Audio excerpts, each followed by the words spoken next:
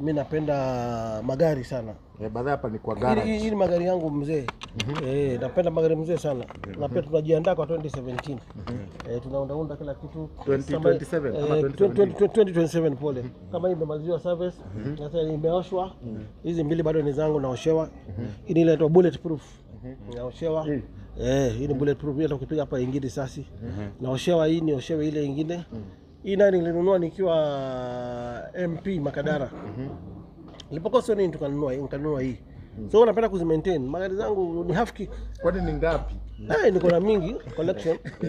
Hata zile za kwanza kabla nikuwe MP, zile za buruburu zile manyanga. Sasa ndo nasaidia nazo wananchi kubeba maiti. Ziko zote ziko top. Half kick. Hauzangi magari ukishanunua? Siuzanga, labda nisaidie kupeana. Sasa umesema zile za kitambo kama zile za buruburu umezisaidia zibebanga maiti. Zinabebanga ndio ziko kwa soko rescue. Pale chini kwa boot tumefanya prevention ya body. Tumeweka velvet mzuri tukapasua hapo. So body inaingia. Alafu juu inabeba watu 30. So sisi kuna watu wengi huko slums hawajiwezi. So sisi huwasaidia.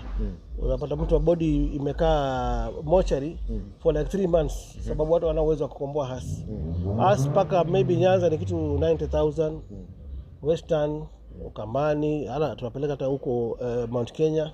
Sisi tunasaidia Wakenya wote. Na kwani gari zako zote unazileta garage siku moja? Napenda because leo ni Friday. Zinakuja service. Na mimi napenda kusimamia service ya magari zangu. Hata kuna wengine bado iko pale. Inafanywa inamwagwa oil. So nasimamia. Sasa leo nimeleta 5. Maybe kesho ndaleta zingine 5 hivyo.